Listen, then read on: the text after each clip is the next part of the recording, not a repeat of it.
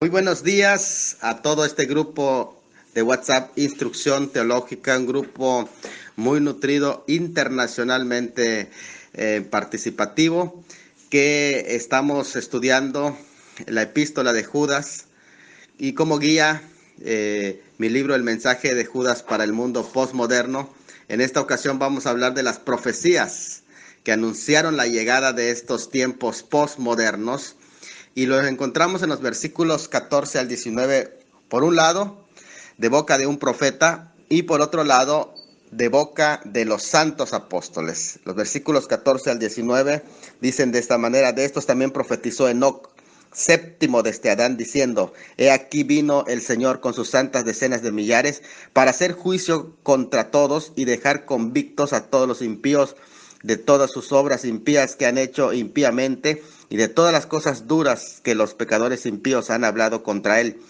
Estos son murmuradores, querellosos, que andan según sus propios deseos, cuya boca habla con cosas infladas, adulando a las personas para sacar provecho.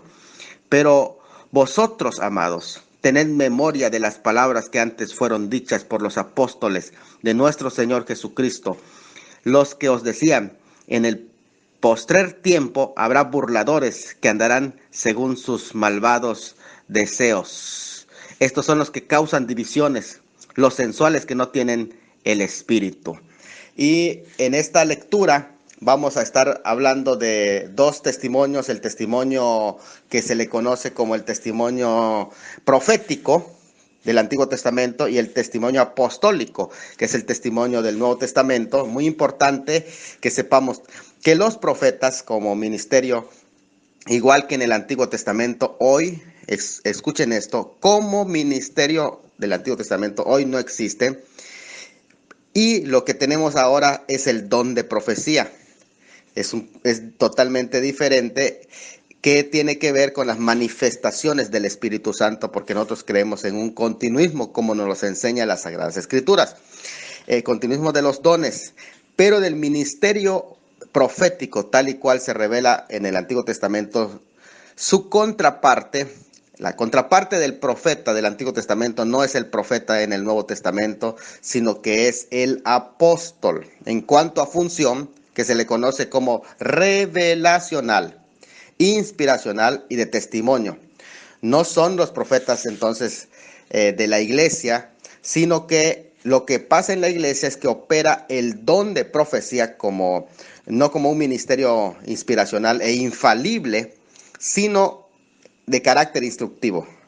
Estos profetas del Nuevo Testamento, como el don de profecía, eran los llamados profetas maestros, como los de la iglesia de Antioquía. Cuando usted lee en Hechos 13:1, donde dice: había entonces en la iglesia que estaba en Antioquía profetas y maestros, Bernabé, Simón el que se llamaba Níger, Lucio de Cirene, Manahem el que se había criado junto con Herodes el tetrarca, y Saulo. En este sentido eran profetas de la palabra ya dada, no profetas dentro de la palabra inspiracional, que a diferencia de los profetas del Antiguo Testamento, que escribieron y hablaron siendo inspirados por el Espíritu Santo, según de Pedro 1:21, razón por la cual los profetas del Antiguo Testamento entendemos que hablaban infaliblemente, porque estaban en plena época de revelación. Es importante que sepamos eso, la época de la revelación. Mientras estaban vivos esos profetas y mientras estaban vivos los apóstoles, hasta la muerte del último apóstol, tanto sus escritos como sus pronunciamientos orales eran revelacionales, es decir, no solamente sus escritos, aún sus pronunciamientos orales, porque nunca la profecía fue traída por voluntad humana, sino que los santos hombres de Dios hablaron siendo inspirados por el Espíritu Santo, y la razón por la que estaban ellos en plena época de revelación. La revelación, el canon, no había sido cerrado. De igual manera, las palabras proféticas de los apóstoles del Nuevo Testamento, que estaban en plena época de revelación, eran palabras inspiradas, eran siendo al principio orales y más tarde escritas, como lo describe Judas 17, el pasaje que hemos leído: pero vosotros, amados, tened memoria de las palabras que antes fueran dichos por los apóstoles de nuestro Señor Jesucristo. Interesante que dice apóstoles del Señor Jesucristo y no apóstoles de la iglesia, que lo vamos a explicar un poquito con más detalle más adelantito, pero también Esto nos queda claro entonces que no se refiere a cualquier apóstol, sino a los apóstoles del Cordero, y que por lo tanto los apóstoles del Cordero no tienen un reemplazo, porque no se puede continuar siendo apóstoles del Cordero por las razones que describe Hechos, capítulo 1, donde dice que los requisitos es haber estado con Jesús desde el comienzo de su ministerio o conocido a Jesús según la carne. Número 2, haber visto resucitado a Cristo resucitado. Y número 3, haberle elegido Jesucristo mismo para ser su testigo presencial y dejar así establecido el fundamento apostólico una vez y para siempre. Y de esta manera no se puede cambiar el fundamento, porque para cambiarlo hay que demoler todo esto que ellos dejaron establecido. El pastor Salomón de la Cruz, continuando en este audio número 2 sobre las profecías de la llegada de los tiempos postmodernos, tanto la profecía de los profetas como también de los apóstoles. Desde luego que estamos distinguiendo entre un profeta del Antiguo Testamento y el don de profecía en el Nuevo Testamento, que es encarnacional. Es muy interesante porque ese don de profecía, a diferencia del ministerio del profeta, tiene que ser juzgado y analizado de acuerdo a las profecías que dejaron los profetas y también los apóstoles. Entonces no es infalible en ese sentido, ¿verdad? Puedes llamar a alguien con el título hoy de apóstol o de profeta. Vamos a estar luego analizándolo un poquito más adelante, porque recuerden que estamos hablando de las profecías de los apóstoles y de los profetas del Antiguo Testamento. Y entonces es interesante que hay dos testimonios que hablaron de la llegada de estos tiempos, pero estoy haciendo una aclaración para que sepamos, porque por ejemplo, hoy puede alguien decir que es apóstol o profeta. En el caso del título, tenemos que tener eso en cuenta, ¿verdad? Que se le puede llamar a alguien apóstol o profesor o maestro, obispo, psicólogo, licenciado o cualquier título que pueda, de alguna manera que no persigue autoridad revelacional. ¿Es posible? Claro que sí es posible. Y aún inclusive al analizar Hechos 13:1 y llegar a principios, puede uno decir que es apóstol o que es profeta hoy. Bueno, si con ello, cuando te dicen apóstol o profeta, estás refiriéndote a un servicio práctico, pero tú no estás reclamando autoridad.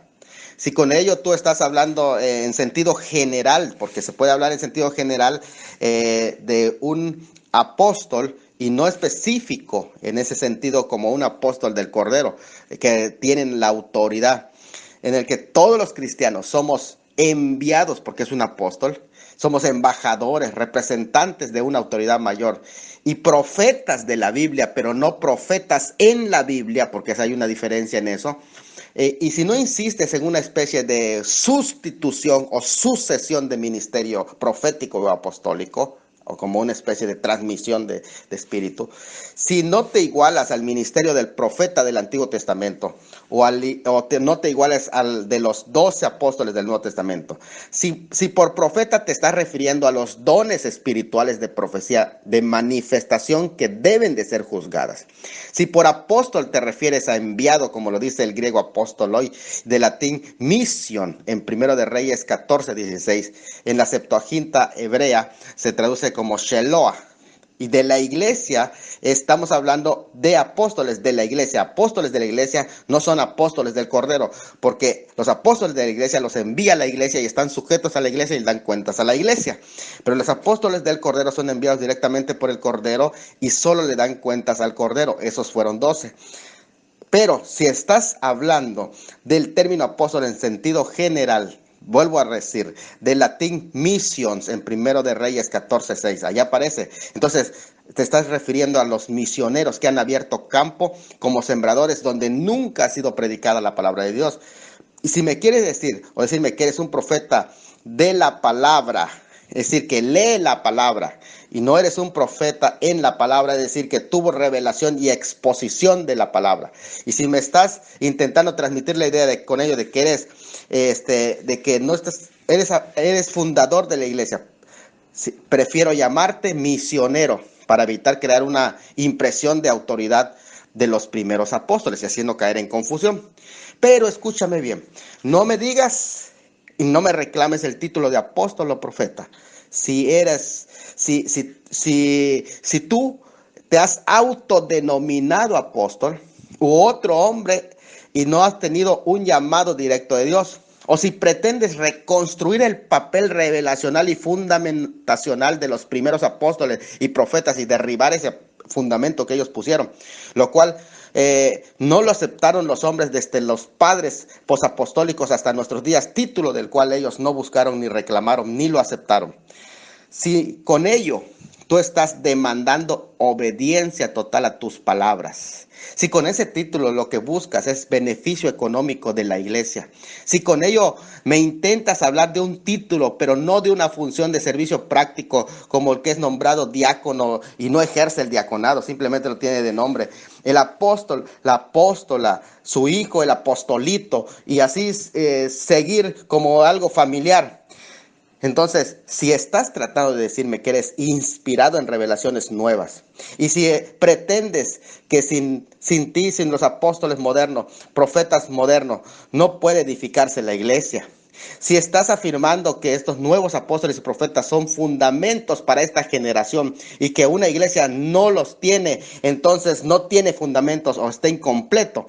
O si ostentas autoridad, dominio, superioridad y control sobre los demás cristianos y ministerios, si usas pasajes bíblicos descontextualizados para ponértelos mesiánicamente y te lo aplicas a tu vida, todo aquello que fue una revelación mesiánica, y si por alguna razón estás reclamando los derechos del apostolado, así como lo reclamó Pablo en su justa dimensión, entonces no me digas que eres un apóstol, porque voy a rechazar esa titulación hacia tu vida. Pero Pablo, por alguna razón, no pone requisitos de los que anhelan el apostolado. Pone requisitos para los profetas y a los que anhelan obispado. Si damos lugar a los apóstoles hoy en día, escuche bien, es cuestión de tiempo para que se desarrollen falsas doctrinas. El mayor título que debemos ostentar hoy es de siervo inútil soy, y a muchos les queda hoy demasiado grande. Este es el audio número 3 y más adelante voy a explicar con más detalle el tema del apostolado, el versículo 17, pero estamos en los versículos 14 al 19. Y estamos hablando de las profecías, de la llegada de los tiempos posmodernos por boca de un profeta que es Enoc y de los santos apóstoles que fueron 12, que vamos a estar hablando con detalle. Miren, vamos a hablar primeramente de las profecías dadas por el profeta Enoc. En este caso, que Enoc fue un predicador interesante porque fue un predicador antes que Noé, porque acuérdense que Noé es una tipificación, un ejemplo de la salvación en medio de la tribulación del pueblo de Israel, pero Enoc fue antes de que caiga el diluvio. Enoc fue arrebatado, eso es algo muy interesante. Según de Pedro 2:5 nos presenta a Enoc como predicador de la justicia incluso, y antes, aunque es probable que él no haya escrito este libro, que es el libro apócrifo que hemos mencionado, que está en época posterior a la revelación, que estamos hablando del periodo intertestamentario, y este libro que lleva su nombre, Enoc, pero las profecías que tradicionalmente eran orales y que posteriormente plasmadas en un libro, sí fueron dadas por él. Por eso él profetiza por lo menos 3 cosas interesantes en la mención que hace Judas. Primero, profetiza la venida del Señor. El tema de la venida del Señor es un tema tan central, tan importante. Habla de la segunda venida desde antes del diluvio, antes que sucediera la primera venida. Él está hablando de la segunda venida, porque dice que vio al Señor con sus miriadas, que quiere decir un número ilimitado, que está arriba de 1000. Él viene con sus santos, según Colosenses 3:4, 1 Tesalonicenses 3:13, la venida con sus santos. Pero es interesante que incluso está profetizando no el arrebatamiento, sino viene ya con sus santos, con todos sus santos, incluidos los ángeles, pero también está incluido la iglesia. Entonces está hablando de la segunda venida como tal. Por lo tanto, aquí el escritor aprueba a este Enoc como un profeta, presenta a Enoc como profeta. No aprueba el libro apócrifo de Enoc, sino está aprobando a la persona de Enoc. Además, aquí nunca se le menciona que haya sido escritor de algún libro, como de decir, como lo escribió en su libro. No dice eso. Es lo que aquí está aprobando es la profecía de Enoc. En segundo lugar, no solamente profetiza la venida del Señor, también profetiza de los juicios contra los impíos en el versículo 15 e incluso para todos aquellos que tenemos la idea de qué es un impío. El término impío aparece aquí 4 veces en este versículo y se refiere a este grupo de personas dentro de la iglesia que se estaban infiltrando. Se refiere a ese grupo en su carácter y su comportamiento. Para ellos es el juicio que se menciona. No es para los creyentes, porque Juan 5:24 nos menciona que los creyentes ya no pasamos a ese juicio, y el juicio que no pasamos es el juicio de condenación, porque el juicio de recompensa es el primero que nosotros vamos a pasar. Es primero la iglesia va a ser juzgada con el juicio bimá, no con el crino que aquí se menciona, que es un juicio de condenación. Y Judas presenta una fotografía, por así decir, presenta la fotografía de estos tiempos y pone a las personas en esa fotografía. ¿Quiénes son? Identifiquemos en esa fotografía a las personas que está hablando de que van a recibir condenación de estos tiempos postmodernos, y presenta esta fotografía. En primer lugar, dentro de esa fotografía están los murmuradores, todos aquellos que son los murmuradores. Lo segundo, los querellosos, luego los que andan en sus deseos, y después los que hablan sin sentido. 4 tipos de personas, 4 características que tienen las personas que están en esta fotografía de los últimos días. De esos profetizó Enoc. O sea, está mencionando el ambiente en general que va a permear cuando lleguen los tiempos postmodernos, cuando llegan estos últimos tiempos, es decir, el final de los últimos días, porque ciertamente desde el ministerio de Jesucristo estamos en los últimos días, pero ahora ya estamos en el final de los últimos días, y esta es la fotografía. En una pequeña fotografía que se dio antes del año 70, pero ahora en una fotografía inmensamente grande, mundial, que se está dando en este tiempo, que son en primer lugar murmuradores. Y se hace referencia aquí a los murmuradores, a la murmuración de Israel en el desierto, todo lo que ellos tuvieron en contra de Dios y su manera de ser, según Éxodo 16:2 al 9, 17:3, 1 Corintios 10:10 lo presenta. Para ellos todo está mal. Están descontentos con los nombramientos de los líderes. Es un murmurador, es un descontento con su suerte. Ese es un murmurador, alguien que no está conforme. El griego gogustai significa quejoso, criticón, y se refiere a los que siempre están hablando mal de aquellos a los que Dios ha puesto, y de los designios de Dios, como en Números 14:29. ¿Por qué me está pasando eso? Una generación que se está quejando de su suerte y no está conforme. Es murmuradores. Es el audio 4, estamos analizando la profecía dada por Enoc. Es una profecía oral que más tarde fue plasmada escrita y presenta la fotografía de los hombres de los últimos días, murmuradores, pero también dice querellosos. Y querelloso viene de quejarse, de discutir, de pelear. Es que de buena gana tienen una comezón por pelear. Están disgustados con los designios, con los juicios de Dios, porque quieren siempre cumplir con sus propios malos deseos. Siempre quieren llegar a eso. Pelean por todo, buscan, si no hay ocasión, ellos lo crean la ocasión para que se dé.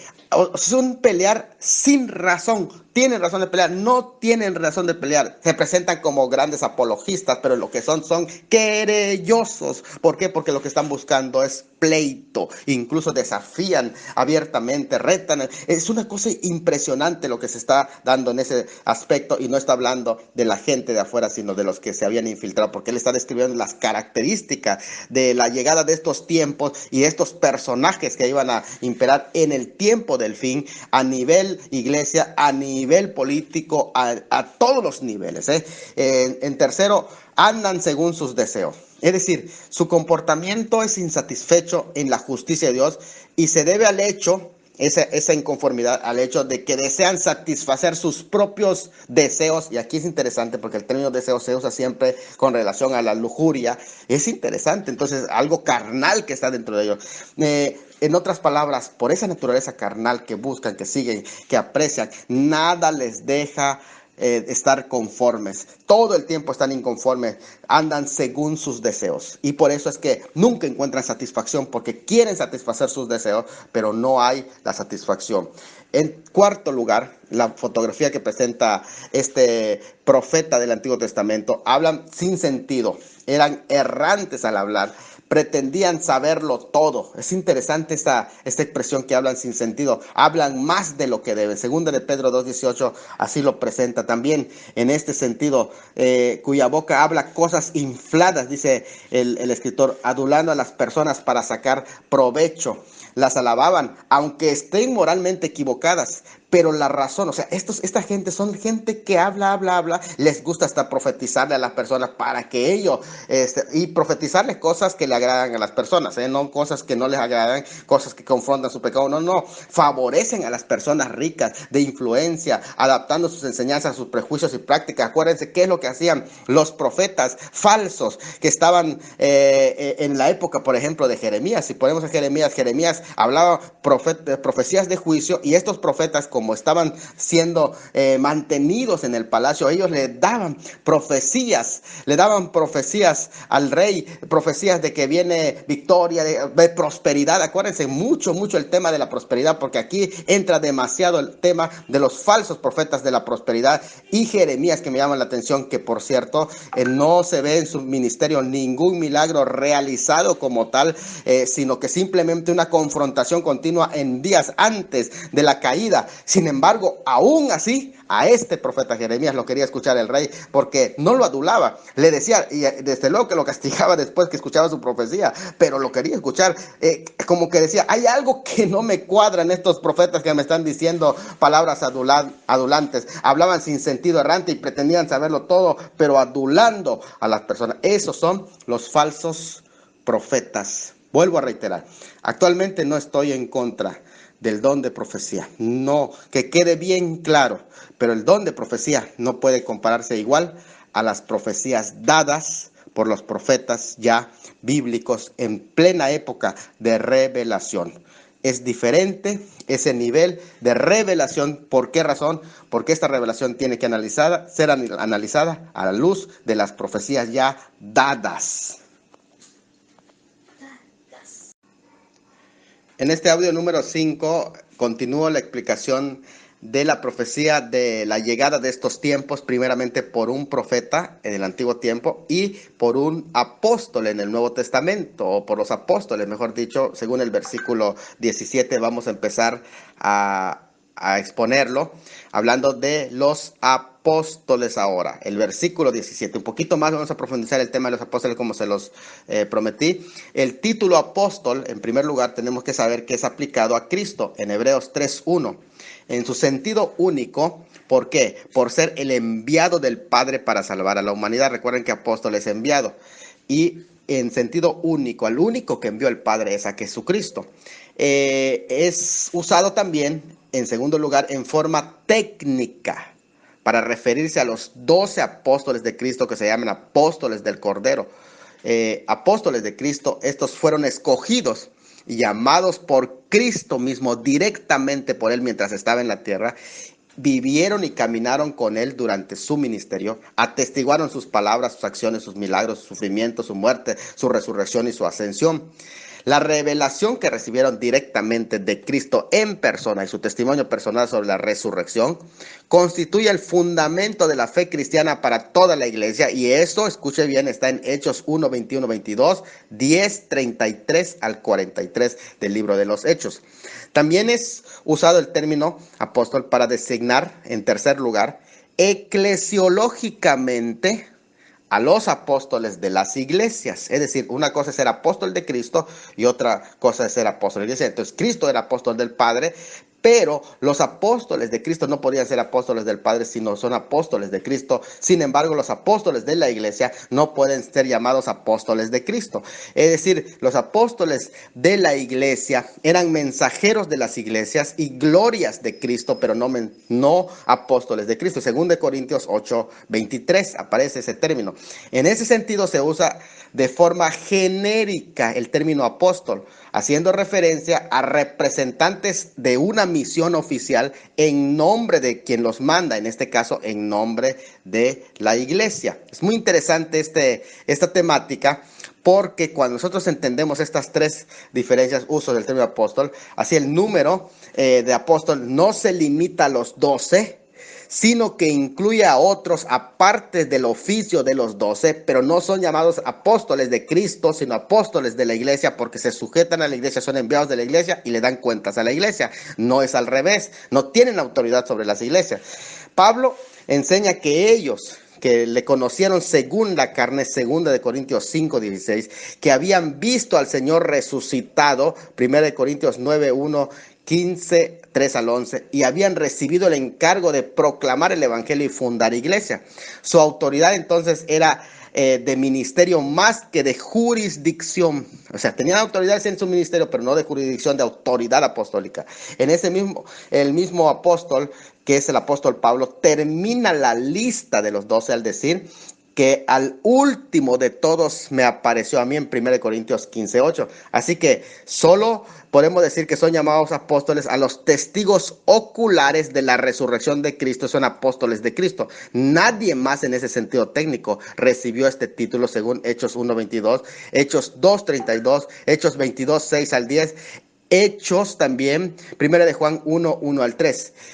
La autoridad apostólica y no gobierno apostólico, al que Judas pide tener memoria, es muy importante que lo entendamos, porque se habla del fundamento que fue colocado por los apóstoles en 1 Corintios 3:9, 11, Efesios 2:20, y una vez fue colocado y para siempre. Tal fundamento no es la persona del apóstol, no es el oficio del apóstol, sino su enseñanza y su testimonio. Ese es el fundamento. Entonces tenemos que hacer esta diferencia, que no se funda en la persona del apóstol, sino en la enseñanza y testimonio apostólico. Significa entonces que la iglesia se fundamenta en las Sagradas Escrituras, en el Nuevo Testamento, y lo vamos a retomar, pero a mí me gustaría hacer una diferencia grande, enorme, entre los apóstoles del Cordero y los falsos apóstoles que pueden surgir en la actualidad. Vamos a ver, un apóstol de la iglesia primitiva era un espectáculo de todo el mundo por las penalidades que sufrían por agradar y por su fidelidad a Jesús. Pero los apóstoles falsos son los que brindan espectáculos por todo el mundo para congraciarse y agradar al mundo. El apóstol de la iglesia primitiva llevaba en su cuerpo las marcas de Cristo. Los apóstoles falsos llevan en sus cuerpos las mejores marcas de relojes, trajes, zapatos, camisas, etc.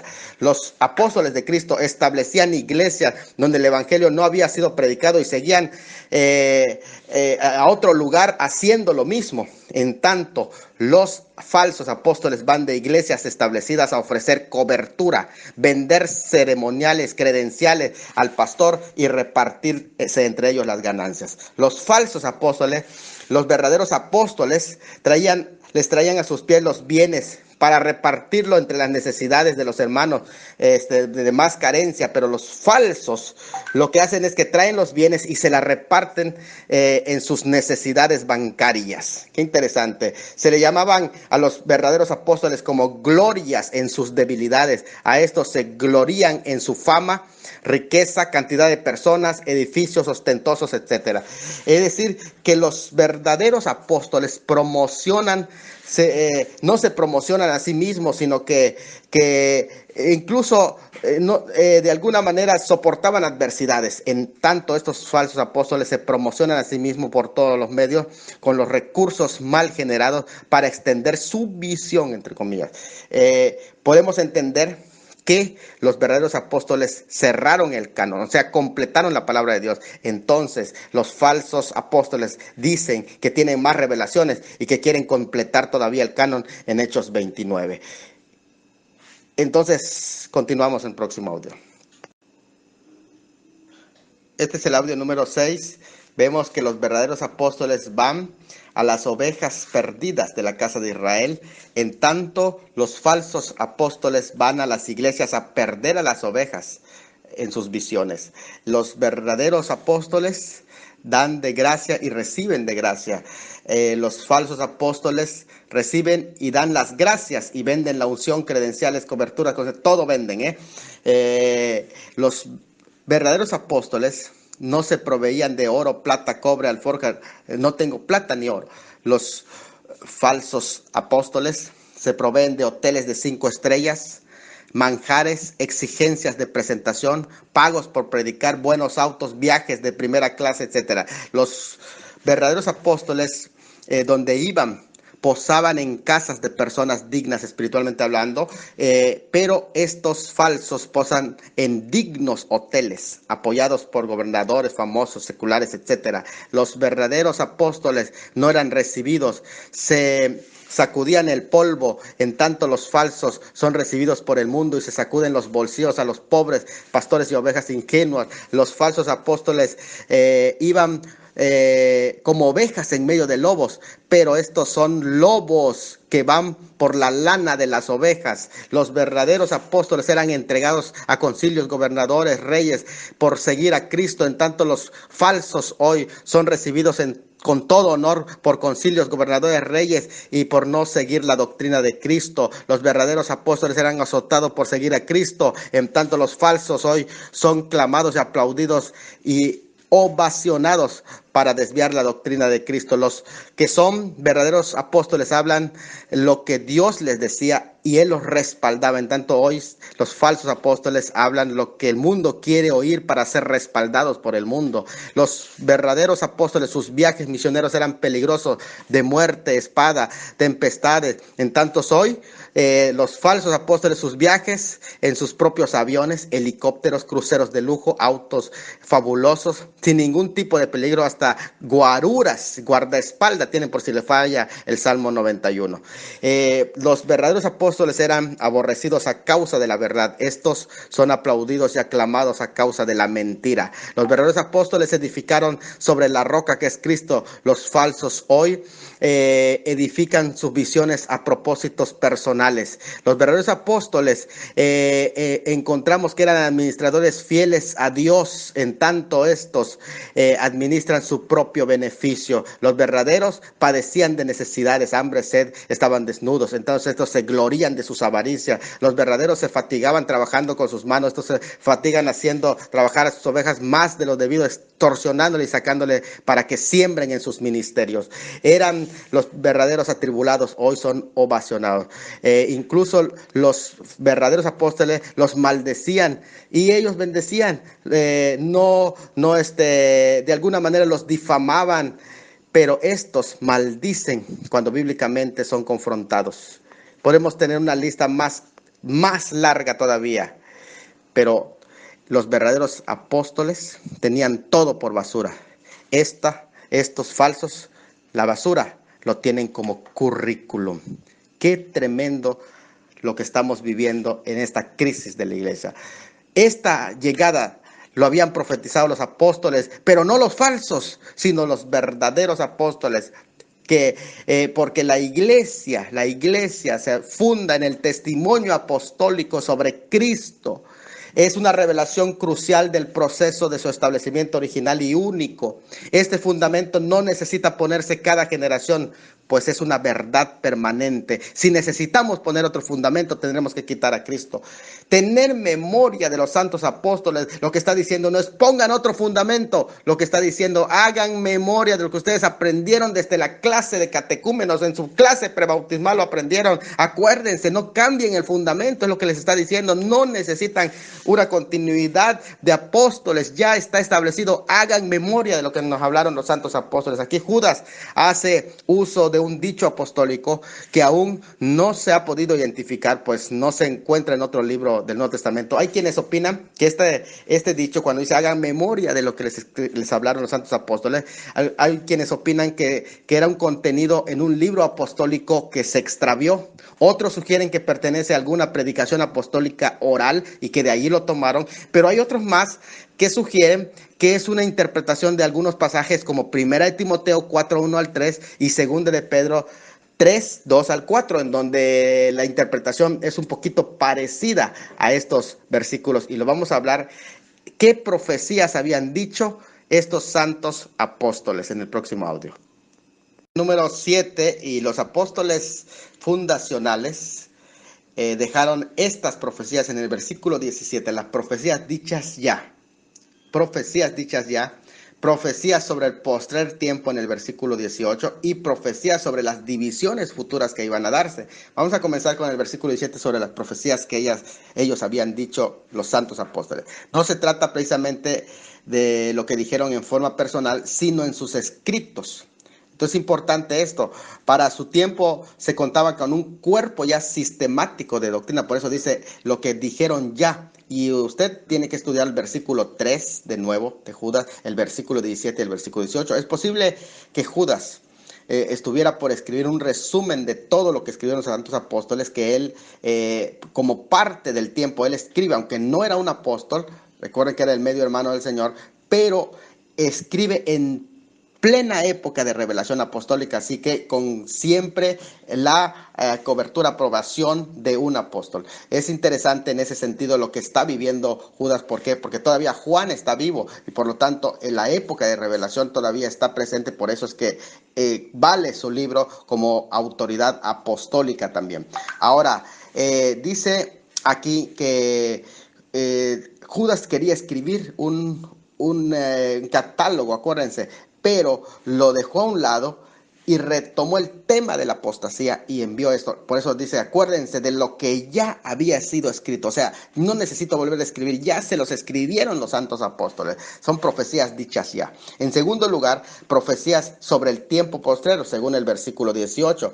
Es el tiempo que transcurre entre la ascensión y el retorno glorioso de Cristo, el tiempo postrero. Los burladores son fuentes de información que no son apostólicos. Y es decir, no tienes por qué escuchar. Escucha esto, hermano. ¿Por qué la gente está cediendo a la apostasía? Y hay muchas denominaciones que a lo mejor dentro de la cúspide no están en la apostasía, pero están escuchando a los apóstatas, y la fe viene por el oír, pero la apostasía viene de tanto escuchar a los apóstatas. Entonces, cuando tú permites que entren por la puerta esos apóstatas, puedes estar en peligro de caer también en la apostasía. ¿Por qué? Porque es así como vienen. Ellos se basan en extra información. ¿Para qué lo hacen? Lo hacen para avergonzar a los creyentes, diciendo, ustedes no tienen revelación, les falta esta revelación. Y entonces ellos dicen, nosotros tenemos una revelación más grande todavía de lo que tú puedes tener. Entonces te traemos una revelación más grande, una revelación más fresca, otra revelación. Según de Pedro 3:3 ya los denunciaba a ellos.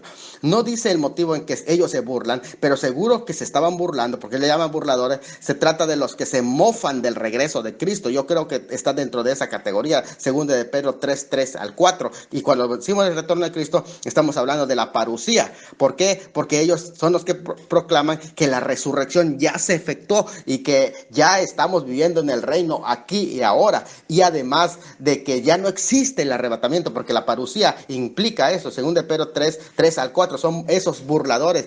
No precisamente se está refiriendo entonces a los ateos como burladores, sino predicadores que están burlándose de doctrinas centrales de la Escritura y buscan sus propios intereses. Es importante eso. Y entonces empieza a profetizar también de las divisiones. En el versículo 19, profecías sobre las divisiones. Entonces, profecías dichas ya, que son de los apóstoles, versículo 17, versículo 18, profecías sobre el postrer tiempo, y en tercero, el versículo 19, profecías de las divisiones que iban a surgir en esta época. Esto es lo que profetizaron los apóstoles. Entonces, no profetizaron que vendría un tiempo de avivamiento como algunos quieren hacer pensar. No dijo, va a venir un tiempo de grande avivamiento. Él dijo que iba a haber un tiempo de grande apostasía y que es necesario que antes de la venida del Señor primero venga la apostasía. Entonces es importante el versículo 19 muestra que parte de la apostasía son las divisiones.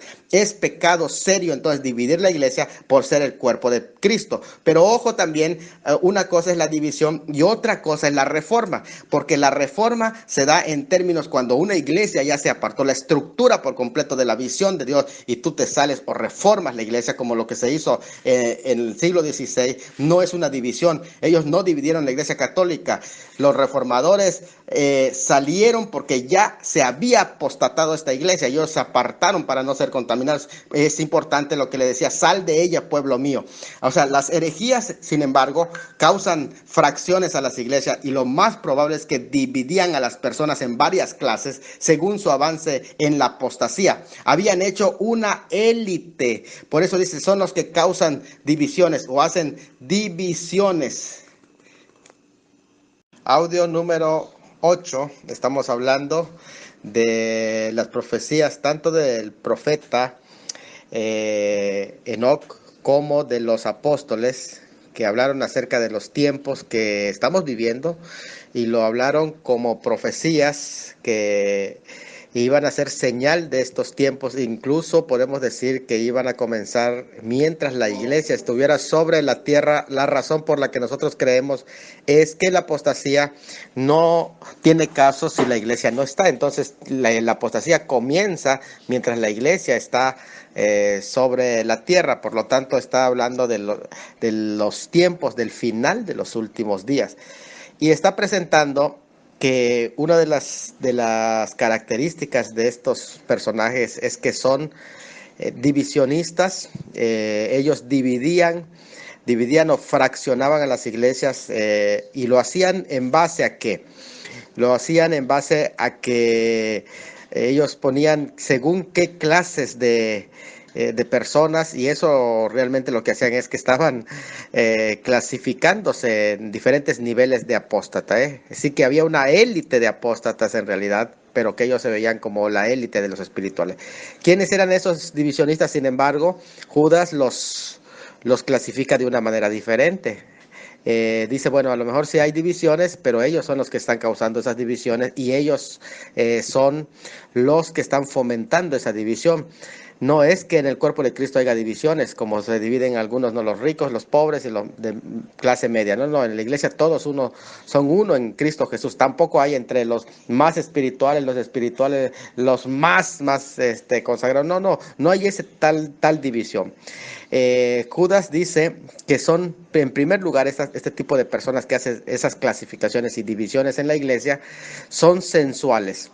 El término sensuales aquí en el griego es psíquicos, es decir, mundanos, opuestos a los espirituales, o son naturales. En realidad le está diciendo, son gente que están en la iglesia, pero no son regenerados, son almáticos. O sea, el impostor espiritual prefiere sus malos deseos por su vida motivada por pasiones carnales, dándose así arrogantemente el primer lugar en todo, y quieren un lugar, quieren ser mirados, quieren pararse al frente y que todos volteen a ver hacia donde están de ellos. De hecho, la palabra sensualidad está relacionado con los ojos. Sí, están viendo, y el tiempo en que se vive en relación a la profecía bíblica es de los últimos días y del rapto de la iglesia. Por tanto, iba a tener una función muy importante, muy espectacular, el tema de los ojos. Por lo tanto, en la iglesia ya no se viene a ver con los ojos espirituales, sino con los ojos físicos de sensualidad. La gente iba a ser atraída por la sensualidad de la vista. La sensualidad designa la propensión excesiva a los placeres de los sentidos, es decir, cuando se dice que son psíquicos, es decir, en lo físico. Los sinónimos van a darnos la idea de que ellos ponen el acento en el dominio del placer sexual, pero la mayoría de ahora, de la gente que concurre a las iglesias, que protagonizan la iglesia, que entre comillas ministran en la iglesia, incluso la mayoría de videos de música cristiana, hoy, y yo digo música cristiana entre comillas, tienen una cosa muy común. ¿Qué cosa es lo que se está dando? El sensualismo. O sea, mucho tiene que ver con los deseos de los ojos. Pareciera que los productores de música cristiana, entre comillas, han aprendido que lo sensual se vende. Y ese es lo que se vende más. Aún más se vende si el contenido llega a ser subliminal. Incluso los hay quienes contienen mensajes paganos, literalmente paganos, porque ahorita ya lo subliminal quedó atrás. Ahorita abiertamente, de unos años para acá, abiertamente se está presentando. Son mensajes ecuménicos y hasta mensajes satánicos incluso. O sea, estamos en una situación tremenda en ese sentido de los sensuales. ¿Su fin cuál es? Su fin es seducir, hacer mercaderías, como lo dice segunda de Pedro 2, 2 al 3 y Apocalipsis 18, 11, cuando se habla de Babilonia que hizo mercadería también. Esas realmente ya no son alabanzas al Señor, pues en nada exaltan sus atributos, incluso algunos tratan de evitar lo más posible el nombre de Dios, y ponerle de una manera neutral con tal de que pueda ser una canción, porque así lo expresan y tiene mucha verdad, cuando dicen esta canción es una canción, porque ya no es alabanza, porque ya no exalta los atributos de Dios, sí, y los atributos directos de un Dios personal, sino un Dios impersonal más que nada, que puede aplicársele a cualquiera o a algún ser indefinido. Y las características de esas canciones que son suaves, románticas, seductoras. ¿A poco no son sensuales? Sensuales expresa la esfera en que se mueven en el plano físico y psicológico, golpeando las emociones, no en el plano espiritual. O sea, se refiere a algo que son terrenales, sus motivos son terrenales, sus proyectos son terrenales. Es netamente corpóreo, o sea, buscan satisfacer los deseos del cuerpo, andan en sus propias pasiones por ser de mente mundanal, porque dice sensuales es mundano. 1 Corintios 2, 14 al 16, así lo expresan. Pero lo que Judas dice posteriormente es que no tienen al Espíritu. Audio número 9. Estamos hablando de las características descritas por Judas, que profetizó el ambiente en general que iba a permanecer dentro de los hombres en los últimos días. Y una de las cosas es que esos que causan divisiones, eran sensuales. Lo segundo es que los que no tienen al Espíritu. Es interesante esa expresión de cómo iba a ser el ambiente, porque no solamente iban a ser de sensualidad los sensuales, sino que también los que no tienen Espíritu. Aunque los maestros gnósticos mismos, o sea, de la gnosis, se consideraban mucho más espirituales que todos. De hecho, la gnosis arguían que los hombres poseían una psique, pero que pocos hombres poseían neuma o espíritu. Por eso dividían a los hombres entre los psique y los neuma. Y ahora les dice Judas, ustedes son los de la psique, ustedes son los que no poseen neuma. O sea, no tienen espíritu. Solo la élite, según sus conceptos de esa gnosis, solo la élite con neuma podía alcanzar la verdadera relación, la verdadera religión, la verdadera comunión con ese Dios eterno. El conocimiento intelectual iba a ser real, y la verdadera experiencia espiritual solo es reservado para esa élite, a los cuales dividían a las personas. O sea, los demás todos eran carnales. Así, este tipo de personas andaban de aquí pavoneándose, como decir, nosotros somos espirituales y todo lo que hacemos es espiritual, todas las demás son carnales. Es más, andan con los apóstoles, ustedes son carnales, nosotros sí tenemos espíritu porque tenemos prácticas místicas que nos los hacen notar, y dentro de esas prácticas que presumían hacer para ahuyentar todo lo material, así ellos lo que hacían es que se adjudicaban el monopolio de la espiritualidad, es decir, estaban vendiendo la espiritualidad. Nosotros somos los espirituales, y así que ustedes son un grupo secundario. Por eso dividían, o sea, ponían, ustedes son aparte, nosotros somos los espirituales. Pero Judas, ¿saben qué hace? Me llama mucho la atención, porque aquí es el ejemplo para nosotros, los siervos de Dios, los hombres de Dios que enfrentamos a estos apóstatas. Judas toma sus mismas palabras y les da vuelta. Les dice, no, a ver, vamos a poner las íes donde debe irse. Ustedes son los psíquicos, ustedes son los dominados por la carne, son ustedes los que no tienen espíritu, ni conocimiento, ni experiencia con Dios. En realidad, ustedes son los mundanos, que viven solo una vida natural, que critican a nosotros los verdaderos cristianos al no rechazar lo material como ellos, porque ellos rechazaban lo material, y como rechazaban lo material porque le decían que era malo, recuerden que hasta decían que Cristo no había venido en carne, y como ellos creían de esa manera, más espiritualizaban las cosas. Pero una cosa tenemos que saber en claro: una cosa ser espiritual. Y otra cosa diferente, muy distinta, es ser espiritualista. En la iglesia hay mucha gente que son espiritualistas, pero no son espirituales. Tengan mucho cuidado, aquellos que todo lo espiritualizan y que a los demás lo ven como hermanos de segunda, incluso hasta el pastor es carnal, el pastor le falta mucho. Y entonces empiezan a criticar la obra de Dios y a los cristianos verdaderos porque se han pegado con estos místicos. Y el que anda con lobos a aullar también aprende. Judas les dice que aunque ellos profetizan creyendo que son inspirados por el Espíritu Santo, en realidad ellos no tienen al Espíritu Santo, sino que al igual que los animales, no tienen espíritu, porque así les dice, son almáticos, no regenerados. Cuando dice no tienen espíritu, es lo que les está diciendo, son almáticos, no son regenerados. Razón por la que no pueden ser guiados por el Espíritu Santo, porque ¿quiénes son hijos de Dios? Los que son guiados por el Espíritu Santo, Romanos 8:14. Pero son grandes aduladores, que presumen de espiritualidad.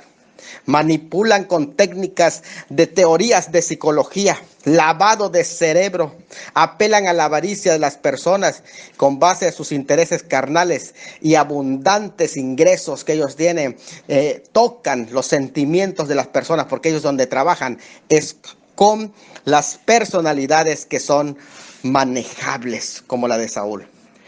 No deberíamos entonces hoy escandalizarnos de tantas corrientes doctrinales que existen en la actualidad, porque todo esto ya estaba profetizado desde los profetas del Antiguo Testamento hasta los apóstoles del Nuevo Testamento. Hoy, delante de nuestros ojos, se están cumpliendo estas palabras. Estamos en tiempos muy peligrosos. Cristo está a las puertas y su palabra está cumpliéndose delante de nuestros ojos. Que Dios los bendiga.